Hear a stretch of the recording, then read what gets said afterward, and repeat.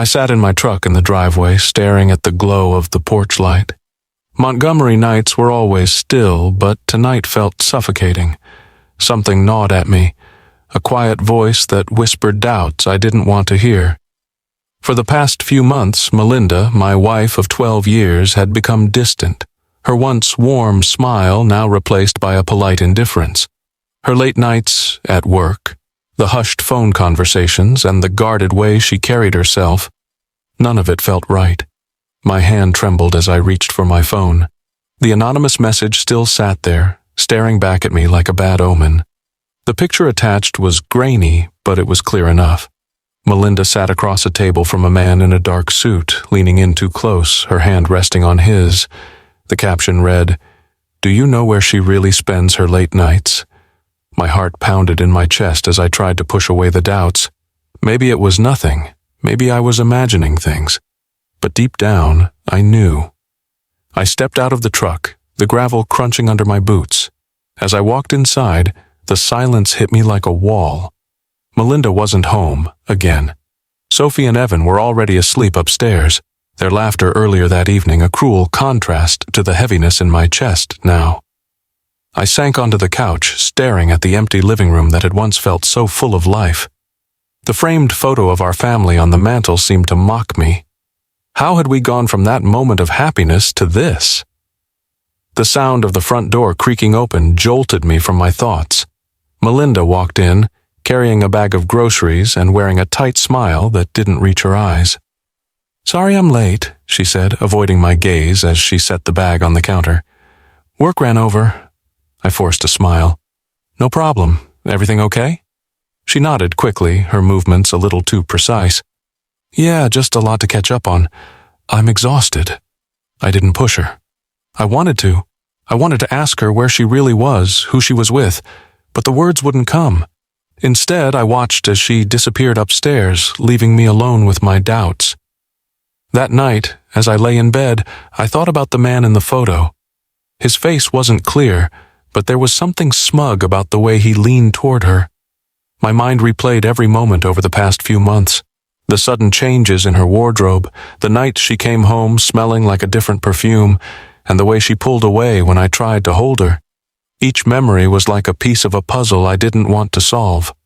My father's voice echoed in my mind, steady and calm as always. "Son, don't act until you're sure. Patience will show you the truth, and once you have it, you'll know what to do." He'd said it so many times when I was young, usually about business deals or conflicts at work, but it had always stuck with me. I clung to those words now, hoping they'd give me clarity. The next morning, as Melinda rushed out the door with barely a goodbye, I made a decision. I wouldn't confront her yet. If she was hiding something, and God, I prayed she wasn't, I needed to know for sure. For the sake of our kids, for the sake of what we'd built, I couldn't afford to jump to conclusions. But deep down, a part of me already knew. The cracks in the mirror were there, clear as day. All I could do now was wait for it to shatter. The cracks were there, and I couldn't look away anymore. The nagging suspicion from last night followed me into the morning, lingering like a shadow I couldn't shake.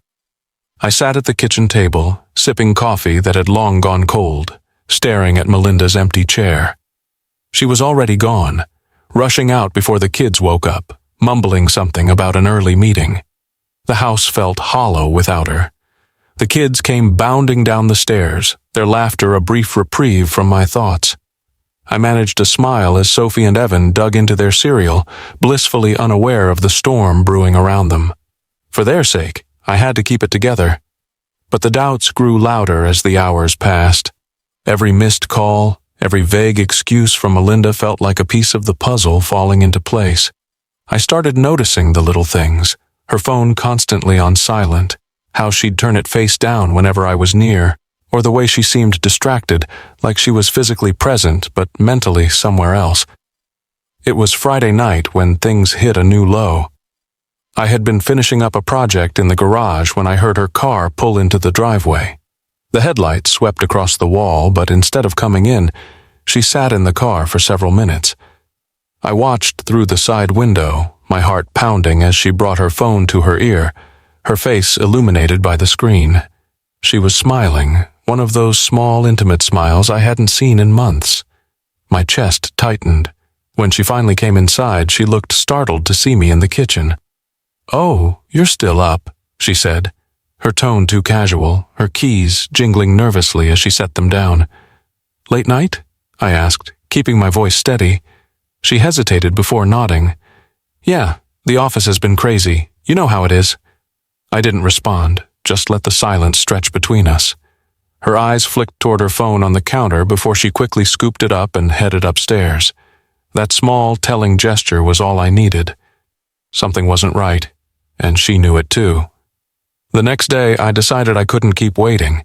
If I wanted answers, I had to start looking for them. I searched online for private investigators in Montgomery, but each click felt like a betrayal of the trust we had built over 12 years. Still, a part of me knew this was the only way forward. I found a name that stood out, Ruth Harris. Her reviews were solid and the testimonials spoke of discretion and results. I called her that afternoon, my voice steadier than I expected. Ruth was professional but empathetic. "I know this isn't easy," she said, "but if there's something going on, I'll find it. We'll handle this one step at a time." After that call, a strange calm washed over me. It wasn't peace, not by a long shot, but it was a sense of control I hadn't felt in weeks. For the first time, I wasn't just sitting back, hoping for clarity. I was actively seeking it. That night, as I tucked Sophie and Evan into bed, Sophie asked, "Why doesn't Mom eat dinner with us anymore?" Her question caught me off guard, and I struggled to find the right words. "She's been really busy with work," I said, forcing a smile. "But she loves you both very much." Sophie didn't look convinced, but she nodded anyway, her little hand squeezing mine before rolling over to sleep.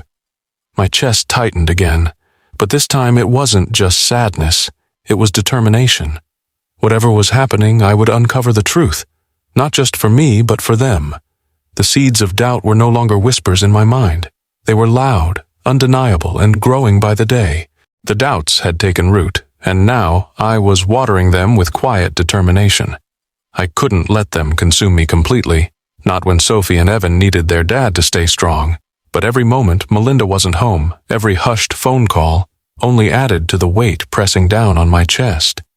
I knew what I had to do, and the first step had already been set in motion.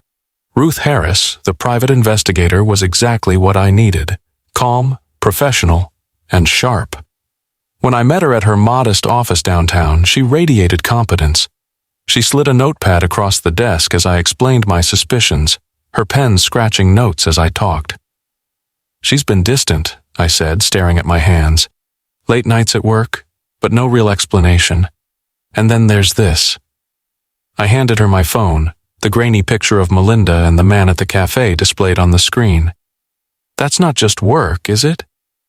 Ruth glanced at the photo before nodding. "It's enough to dig into," she said. "If there's something there, we'll find it. I'll start by tracking her movements and seeing who she's meeting. Do you recognize the man?" "No," I said, shaking my head. "But I think he works with her. His name might be Travis Benson." Ruth's brow furrowed slightly as she jotted down the name. "I've heard that name before. Let's see if I can connect some dots." She laid out the plan methodically. Surveillance on Melinda, background checks on Travis, and any other leads that might come up. She also suggested I take precautions at home. Small things like checking our shared finances for irregularities and monitoring her phone activity if I could. When I got back to the house that evening, I put her advice into action. I wasn't proud of it, but I slipped a small GPS tracker under Melinda's car bumper. It wasn't much, but it would give me the locations she visited. I also set up a voice recorder in the kitchen, near the landline we rarely used, but she occasionally answered when I wasn't around. Each step felt like a betrayal of my own values. I had built my marriage on trust, or so I thought. Now here I was, dismantling that trust brick by brick to uncover the truth.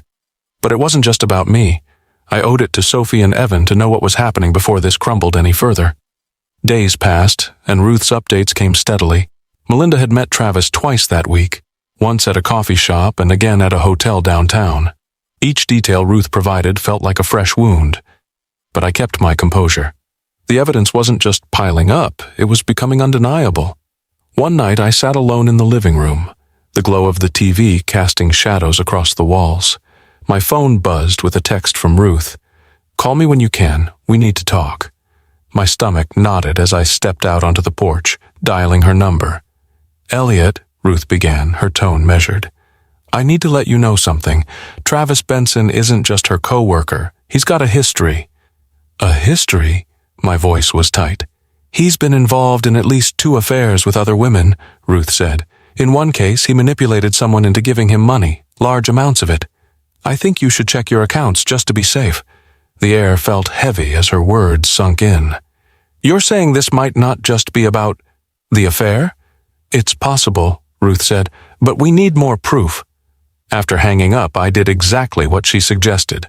Pulling up my banking app, I scrolled through the transactions, my heart sinking as I noticed several withdrawals I didn't recognize. They weren't massive amounts, but they were frequent and all within the past few months. My mind raced. Was this Travis's doing? Was Melinda complicit? The questions spun in my head, but I knew one thing for certain. This wasn't just about broken vows anymore. It was about betrayal on a whole new level. That night I didn't sleep. Instead, I stared at the ceiling, the pieces of this twisted puzzle slowly coming together in my mind. I thought about the woman I had married, the mother of my children, and wondered how much of her was left in the person she had become. The silence of the house felt oppressive, and for the first time I began to wonder if this could ever truly be fixed. I had chosen patience and strategy, just like my father always advised. Now, as the truth began to unfold, I realized that patience wasn't just a virtue, it was my only weapon. The house was quieter than usual. It wasn't the comfortable quiet of family harmony, but the hollow, uneasy silence that had settled in over the past months. Ruth's findings about Travis and the financial discrepancies churned in my mind like a storm, but I knew I couldn't let it consume me, not in front of Sophie and Evan. They were too young, too innocent to understand the weight of what was unraveling around them. Evan was sitting cross-legged on the living room floor, building an intricate castle out of wooden blocks. Sophie sat at the dining table, her crayons scattered as she colored a picture of what looked like our family. I caught a glimpse of it as I passed by, a smiling stick-figure family, complete with our dog Max. Melinda's figure was holding Sophie's hand, a stark contrast to the reality of her absence. "Dad, can you help me with this tower?" Evan's voice pulled me back. He looked up at me with bright eyes, his trust in me unshakable. I knelt beside him and steadied the wobbly structure, forcing a smile as I praised his creativity. "It's looking great, buddy," I said, my voice steady despite the lump in my throat. "Do you think Mom will see it when she gets home?" he asked innocently, his face lighting up at the thought. "Maybe," I replied, swallowing hard. "She's been really busy lately, but I'm sure she'd love it." Busy. The word tasted bitter on my tongue. Busy hiding secrets, busy spending time with someone else. But I couldn't let that bitterness seep into my children's lives. They deserved better than that. Later that evening, as I tucked them into bed, Sophie hesitated before pulling her blanket up to her chin. "Daddy, why doesn't Mom eat dinner with us anymore?" she asked softly, her voice tinged with confusion. The question hit me harder than I expected. I sat down on the edge of her bed trying to find the right words. "She's been working a lot, sweetheart. Sometimes grown-ups have a lot of responsibilities." "But she used to eat with us all the time," Sophie pressed, her wide eyes searching mine for answers I couldn't give. "Is she mad at us?" "No, Sophie, not at all," I said, my voice trembling slightly. "She loves you and Evan very much. This isn't about you, I promise." Sophie seemed to accept my answer, but her little face betrayed the unease she was trying to hide. She reached for my hand, her small fingers curling around mine. "I just want us to be happy again." Her words stayed with me long after I left her room. They weren't accusatory or angry, just a quiet wish from a child who didn't understand the complexities of adult betrayal. I stood in the hallway, leaning against the wall, feeling the weight of their innocence. They deserved happiness, stability, and love. And it was my responsibility to give them that, no matter how broken things became with Melinda. As I headed back downstairs, I found myself glancing at the family photo on the mantel again. Sophie's drawing and her words replayed in my mind, a reminder of what I was fighting for. The cracks in my marriage were widening, but I couldn't let them spill over into my children's lives. Their innocence was a fragile thing, and I would do everything in my power to protect it. Sophie's words lingered in my mind long after I tucked her in that night. I just want us to be happy again. It wasn't a demand or even a plea, just a wish from a child trying to make sense of a world that had suddenly felt unstable. But for me, her words were a battle cry. If I wanted to protect her and Evan from the fallout, I had to confront the truth, no matter how ugly it turned out to be. The next day, Ruth called with an update. Her voice carried the weight of the information she was about to share. "Elliot, I have the details you've been waiting for. Are you ready?" "I've been ready," I said, my knuckles whitening as I gripped the phone. "Melinda met with Travis again yesterday," she continued, her tone even but not unkind. "At the Magnolia Inn. I've got photos and timestamps, but there's more. I accessed their financial records and there are clear signs of coordination between them. Frequent withdrawals, transfers to an account under Travis's name." The air seemed to thicken around me as Ruth's words sank in. I had suspected betrayal, but hearing it laid out so plainly was a different kind of pain. "And the emails?" I asked, bracing myself. "I've got copies of those too. They've been planning to take a significant chunk from your savings. It's clear Travis has been manipulating her, but Melinda isn't exactly an innocent bystander." A wave of nausea hit me. This wasn't just an affair, it was a calculated betrayal that extended beyond the emotional. "Send everything you have," I said, my voice colder than I intended. "I'll need all of it." When the files came through later that evening, I opened them in my home office, heart pounding. The photos showed Melinda laughing with Travis, her hand resting on his arm as they entered the hotel. The emails were worse, direct, unapologetic exchanges about their plans to siphon money and how to keep me in the dark. One message from Melinda cut the deepest. "Elliot won't notice. He's too busy being the perfect dad." I sat there, staring at the screen, the words burning into my memory. Was this who she had become? The woman I married, the mother of my children, reduced to conspiring against the life we built together? The next few days passed in a blur of preparation. Ruth's evidence was irrefutable, and Angela, my lawyer, assured me we had more than enough to take decisive legal action. She outlined a plan to freeze the accounts Melinda had access to, ensuring no further damage could be done. "I'll have the papers ready for filing by Monday," Angela said firmly. "We'll also include an injunction against Travis to keep him out of the picture legally." "That's exactly what I need," I replied. "No loopholes, no chances for them to maneuver." That night, as I sat in the living room, I couldn't shake the feeling of betrayal that hung over me. But it wasn't just anger, it was determination. They thought they could manipulate me, rob me, and walk away unscathed. But they underestimated the one thing I had that they didn't: patience.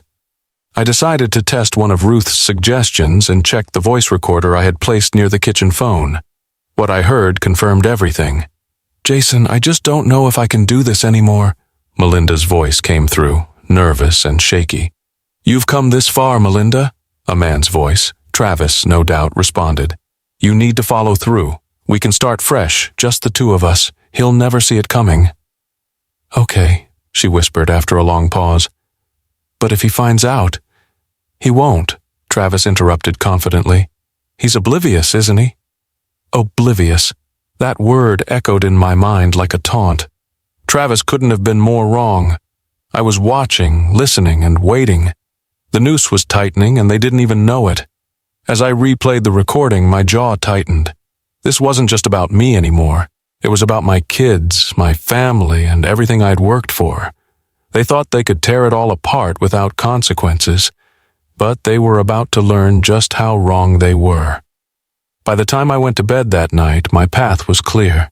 Monday would be the beginning of the end, for Melinda and for Travis. The weight of the evidence was both a burden and a weapon. I had everything I needed to take action, but even as Monday loomed, I felt the strain pressing on my shoulders. The house had become a battlefield of silence, with Melinda going about her days as if nothing had changed, oblivious to the storm gathering around her. I couldn't carry this alone anymore. It was time to confide in someone I trusted. That evening I drove to my sister Rachel's house. Rachel had always been my rock, practical, sharp, and fiercely loyal. She opened the door with her usual warmth, though her smile faltered as she studied my face. "Elliot, what's wrong?" she asked, ushering me inside. "You look like you've been carrying the weight of the world." "I have," I admitted, my voice quieter than I intended.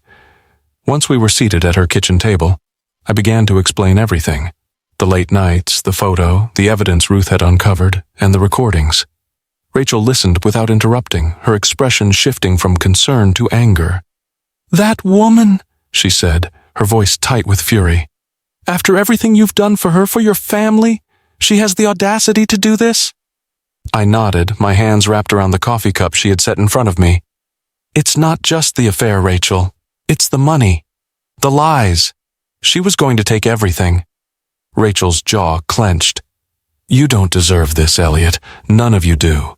Sophie and Evan, God, how could she even think of putting them through this?" "That's what hurts the most," I said, my voice cracking. "The kids. They don't understand, and I don't want them to know, but I can't protect them from this forever." Rachel reached across the table and gripped my hand. "You don't have to do this alone. Whatever you need, I'm here. You're not just my brother, you're the best dad I know. Those kids are lucky to have you." Her words, simple as they were, gave me a sense of strength I hadn't felt in weeks. For the first time, I didn't feel like I was fighting this battle in isolation. Before I left, Rachel brought up something I hadn't expected. "Elliot, there's something I should tell you," she began, her tone hesitant. "Last Christmas, Melinda was different. She was flirting with someone at the party. I didn't think much of it at the time, just thought maybe she'd had too much wine. But now—" Her voice trailed off, and she looked at me apologetically. "It's okay," I said, though it wasn't. "I guess this didn't come out of nowhere, did it?" Rachel shook her head.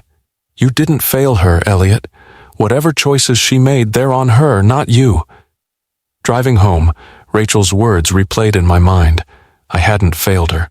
For months, I had blamed myself for the distance growing between us, for not noticing the signs sooner.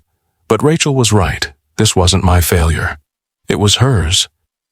The next day, I met with Angela to finalize the legal strategy. She was as sharp and no-nonsense as ever, walking me through the plan to serve Melinda and Travis with divorce and fraud papers simultaneously. "We're going to freeze the joint accounts first," she explained, "and file for an injunction to ensure she can't touch any marital assets while this plays out." "Good," I said, my voice firm. "I want them both to feel the weight of what they've done." Angela nodded. "They will. Trust me, Elliot, you've got this. Just stick to the plan." As I left her office, I felt a renewed sense of purpose. Between Angela's expertise and Rachel's unwavering support, I finally felt like I had allies in this fight. Melinda and Travis had underestimated me, but they wouldn't see what was coming until it was too late. The Monday morning air was heavy, the kind of oppressive humidity Montgomery was known for, but I barely felt it. My mind was laser-focused as I parked across from Melinda's office building. This was the moment everything would change.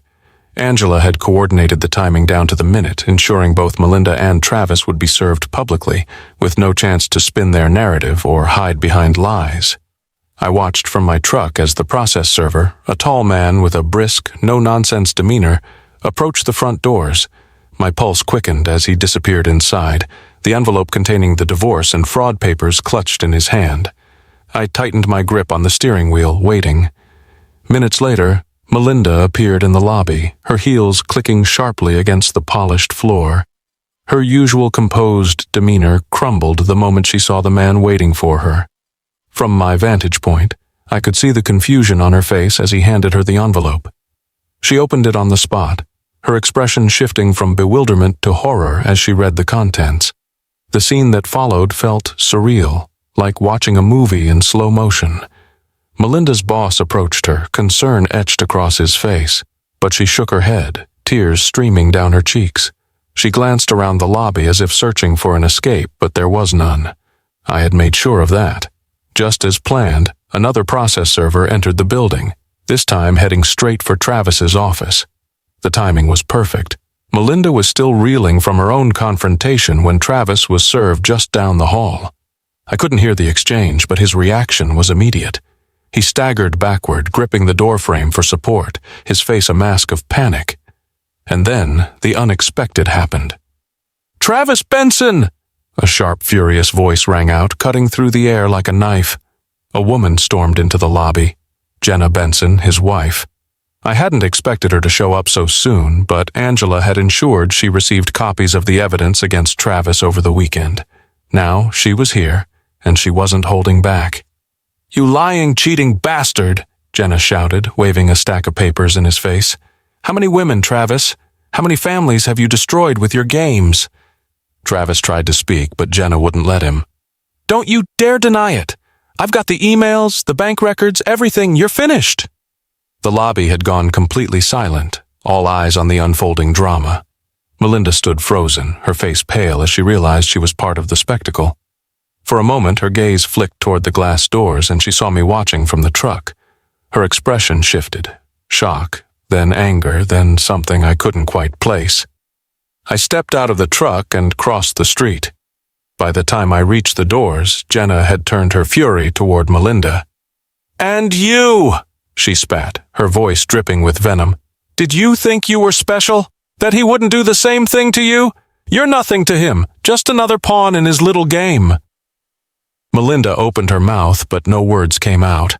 Her boss, clearly uncomfortable with the scene, tried to intervene, but Jenna wasn't finished.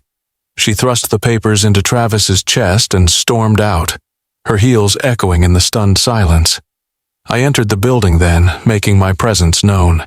Melinda turned to me, her eyes wide with a mixture of fear and desperation. "Elliot," she began, her voice trembling, "this isn't what it looks like." I held up a hand, cutting her off. "Don't," I said quietly. "Not here, not now." The air between us was charged with unspoken words, but I didn't give her the chance to speak them. Turning to Travis, I locked eyes with him. "You made a mistake," I said evenly. "You underestimated me. Both of you did."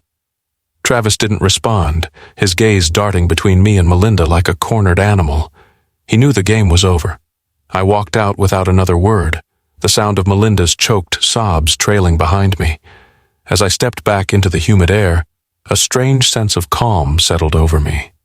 This was far from over. There were still court proceedings to navigate, conversations to have with Sophie and Evan, and the long road of rebuilding our lives. But in that moment, I felt something I hadn't felt in months. Control. Angela had been right. Timing was everything, and today's spectacle had achieved exactly what I wanted. The world knew the truth now, and there was no escaping it for Melinda or Travis. Their betrayal wasn't just exposed, it was laid bare for everyone to see. The fallout from the public unmasking was immediate. By the time I got home, the reality of what lay ahead weighed heavily on me. Melinda had called twice, but I let it go to voicemail. There was nothing she could say now that would change what had to be done. My focus had shifted entirely to Sophie and Evan. They deserved answers, even if they couldn't understand the full extent of what was happening. I sat at the dining table, staring at the clock. The kids would be home from school any minute. How could I explain this to them? How do you tell your children that the life they knew was built on lies? The sound of the school bus screeching to a halt outside snapped me out of my thoughts. Sophie and Evan came bounding through the door moments later, their backpacks bouncing as they raced into the kitchen. For a moment, their energy filled the space, pushing back the weight of the day. "Hey, Dad," Evan said, grinning as he pulled out a crumpled drawing. "Look what I made in art class. It's a dragon. He's breathing fire." I smiled, taking the paper from his hands. "That's amazing, buddy. You've got some serious talent." Sophie, always more perceptive, lingered near the table, her eyes flicking between me and the untouched cup of coffee in front of me. "Are you okay, Dad?" she asked softly. I took a deep breath, knowing this was the moment I had been dreading. "Come sit down, both of you," I said, pulling out chairs for them. Evan's face scrunched in confusion, but he obeyed, climbing into his seat. "What's wrong?" Sophie asked, her voice laced with concern. I hesitated, choosing my words carefully. "There's something I need to talk to you about. It's about your mom and me." Evan's brow furrowed. "Is Mom okay?" "She's fine," I assured him, "but things are going to change. Your mom and I, we're not going to live together anymore." The words hung in the air, heavy and unfamiliar. Sophie's eyes widened, tears welling up almost immediately. "What? Why?" she whispered. I leaned forward, my heart breaking at the pain in her voice. "It's hard to explain, sweetheart, but sometimes grown-ups make mistakes. And sometimes those mistakes mean they can't be together anymore." "Did we do something wrong?" Evan asked, his small voice trembling. No, absolutely not," I said quickly, reaching out to hold his hand. "This isn't about you or Sophie. This is between your mom and me. We both love you so much, and that will never change." Sophie wiped at her eyes angrily. "But why can't you fix it? You always fix everything." Her words cut deeper than I expected, and for a moment I couldn't speak. I wanted to fix it. I had spent months trying to hold it all together for them, but there was no fixing this. "Sometimes things break in ways that can't be fixed," I said quietly. "But that doesn't mean we can't still be a family. It'll just look a little different." Evan climbed into my lap, burying his face in my chest. Sophie stayed in her chair, arms crossed, her tears falling silently. I reached out, resting a hand on her shoulder. "I know this is hard," I said, "but I promise we'll get through it. You, me, and Evan, we're going to be okay." Sophie didn't respond, but she didn't pull away either. It was enough for now. Later that night, after they had gone to bed, I sat alone in the living room, replaying the conversation in my mind. It wasn't perfect, and it didn't erase their pain, but it was a start. The hardest part was over, or so I hoped. The courtroom was colder than I expected, both in temperature and atmosphere. Rows of wooden benches lined the room, filled with a mix of lawyers, observers, and witnesses, each one murmuring quietly as we waited for the judge to enter. I sat at the plaintiff's table beside Angela, who was busy organizing the mountain of evidence we had collected against Melinda and Travis. Across the room, Melinda sat with her attorney, her face pale and drawn. Travis was nowhere to be seen, though his absence didn't surprise me. He had more to lose than anyone. This wasn't just about divorce, it was about justice. The fraud claims Angela had filed against Melinda and Travis had added a layer of gravity to the proceedings, turning what might have been a private matter into a public reckoning.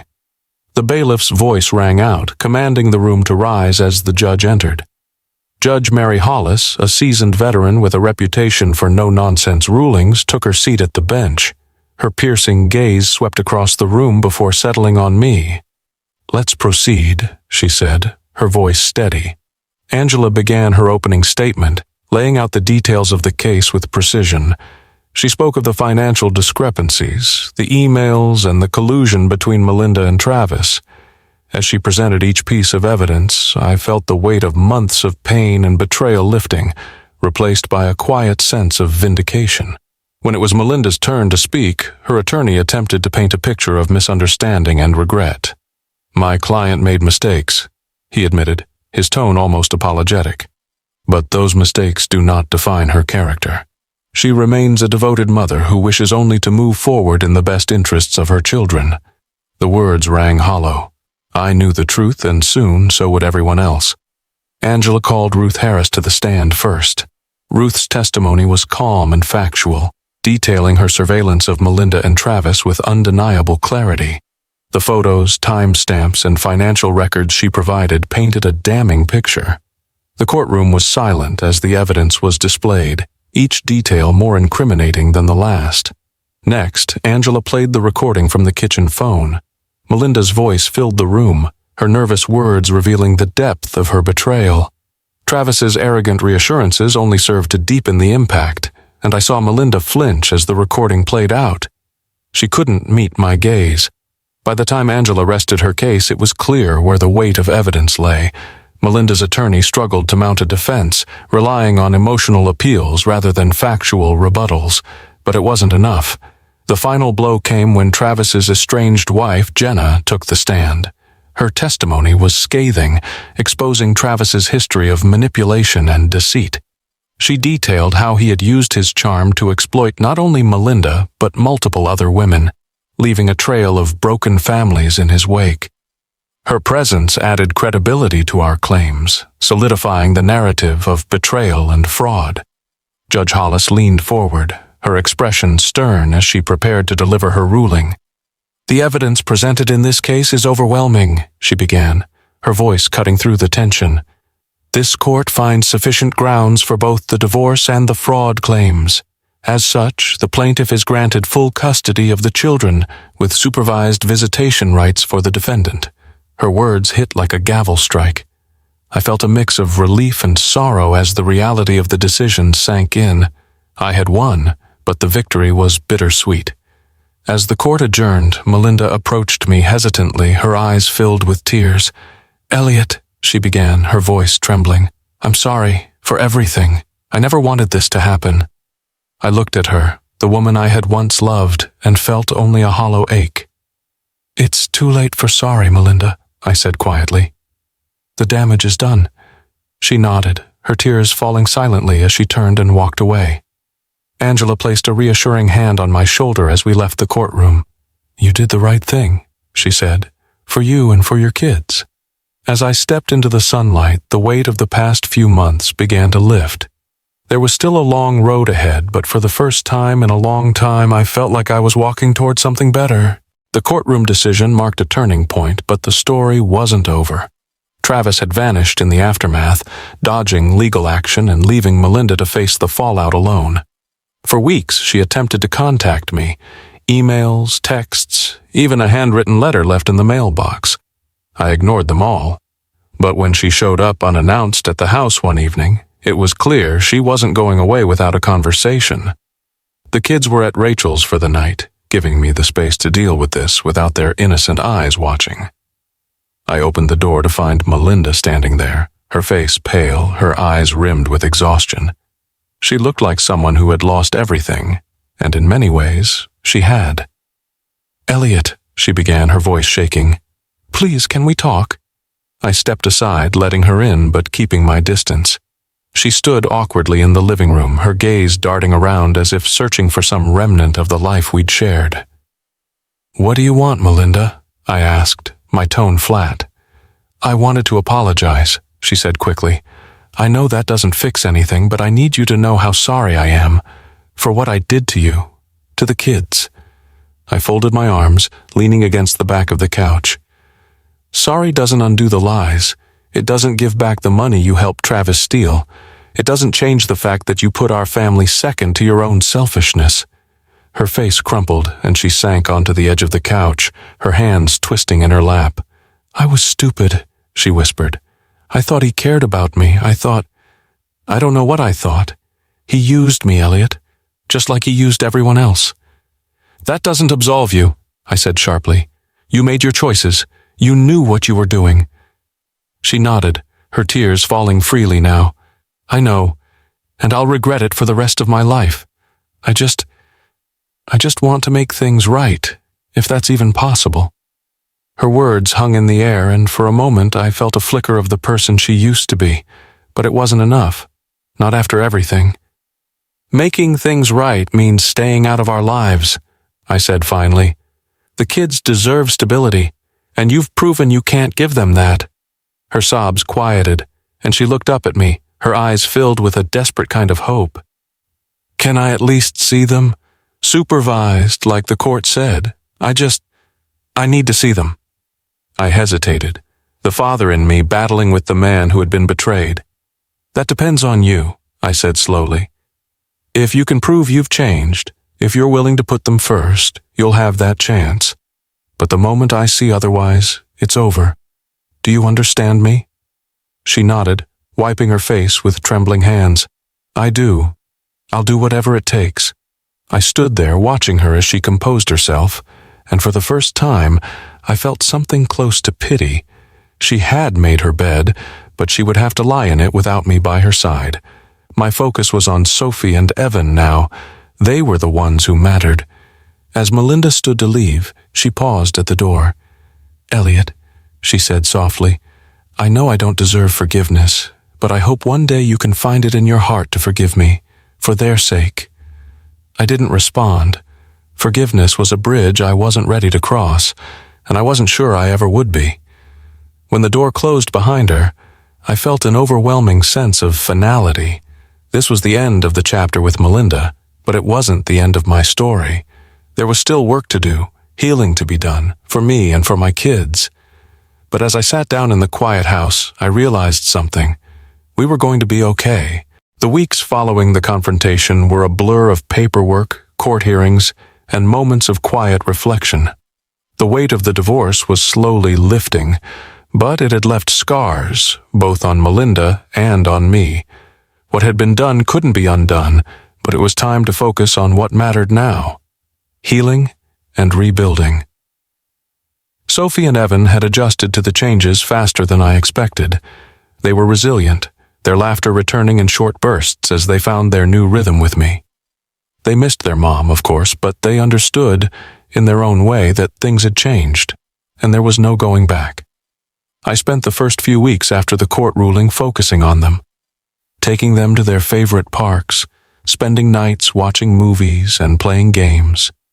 I wanted to show them that no matter what had happened between Melinda and me, they would always have me. They would always be loved. But healing wasn't just about distractions. It was about addressing the pain head-on. For the first time in years, I found time for myself. The evenings when the kids were asleep became my moments of introspection. I'd sit by the window, a cup of coffee in hand, and think about the man I had become through this ordeal.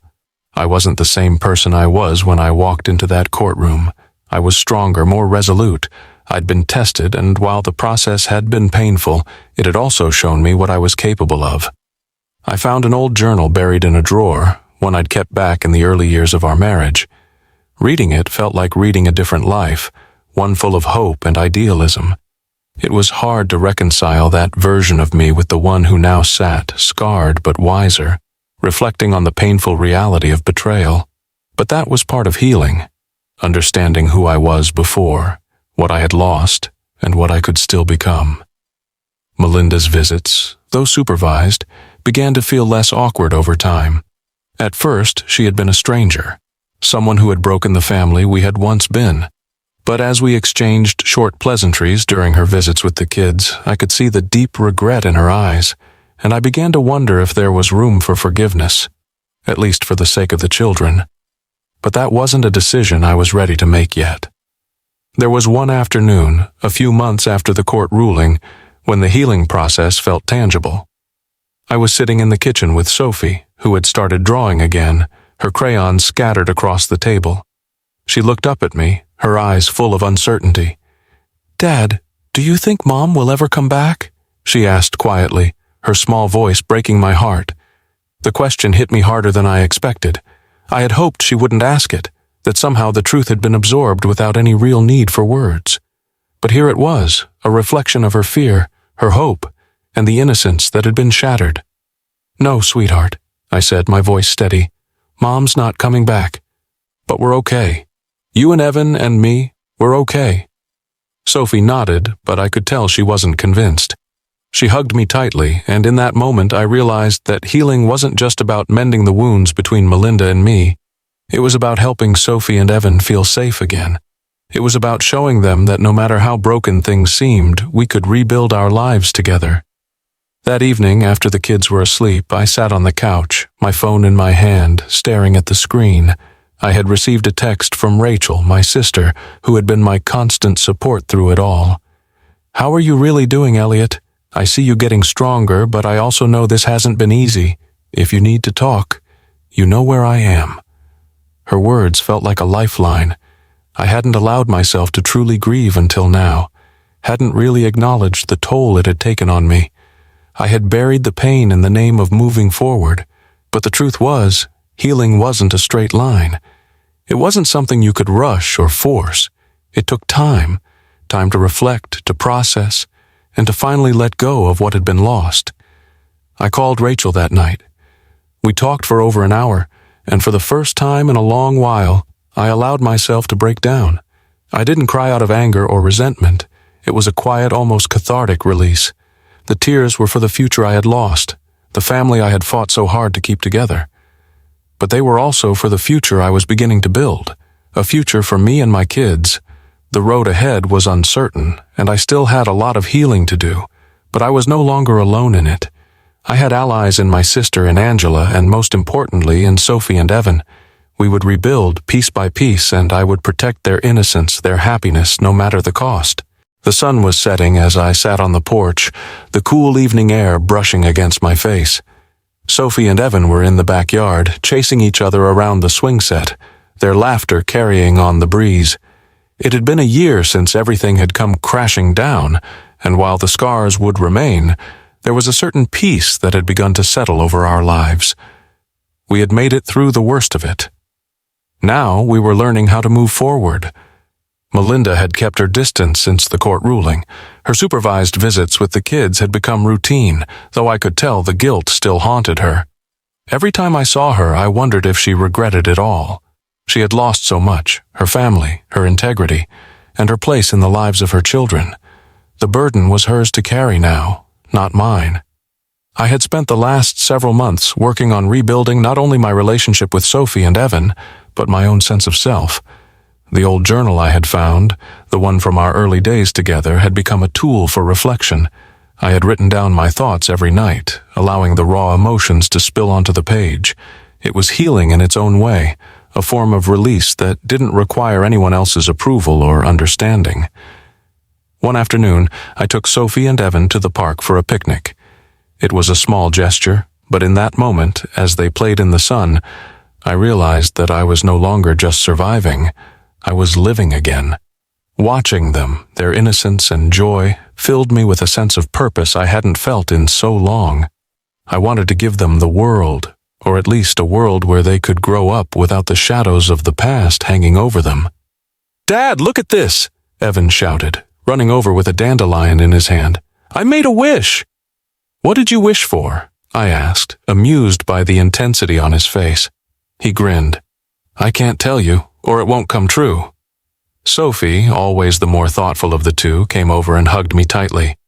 "Thanks for taking us out, Dad," she said, her voice soft but sincere. "I'm really happy." Those words, simple as they were, meant the world to me. I hadn't realized how much I needed to hear them until that moment. It wasn't about the money or the status or even the life we had lost. It was about being present for my kids, showing them that they were the most important thing in my life.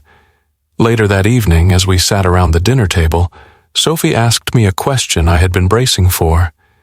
"Dad, do you think we'll ever be a family again, like we were before?" The question hung in the air, and for a moment, I wasn't sure how to respond. I'd spent so much time trying to keep our family intact, trying to hold on to the idea of what we once were. But I had come to understand that family isn't always about staying together. It's about supporting one another, no matter what form that takes. "I don't know, sweetheart," I said softly, "but we're still a family. We're just a different kind of family now. And that's okay." Evan looked at me and nodded, as if he understood in his own way. Sophie smiled faintly, and I could see the weight lift from her shoulders. She hadn't needed the old version of our family. She needed to know that I would be there for her, that I would always put her and Evan first. And I would. As the evening wore on, I sat back and watched them eat their dinner, their chatter filling the silence. For the first time in a long while, I didn't feel the need to fix anything. I had learned that sometimes things don't need to be fixed. They just need time to heal. The future, though uncertain, felt full of possibilities. I didn't have all the answers, and I didn't know what would happen next. But for the first time in years, I had hope. Hope for myself, for my kids, and for the future we would build together. And that hope, that quiet certainty that things could get better, was enough. It was everything. This story reminds us that no matter how deep the betrayal, healing is possible. It may take time and it might not be easy, but we can always rebuild our lives, especially when we have hope, love, and the support of those around us. It's about reclaiming control, learning to forgive, and moving forward for the sake of those we care about. Now I want to hear from you. What do you think is the most important lesson from this story? How would you handle a similar situation? Share your thoughts in the comments below. I'd love to connect with all of you. And if you haven't already, make sure to hit that subscribe button to follow along for more emotional and inspiring stories. Where are you watching from?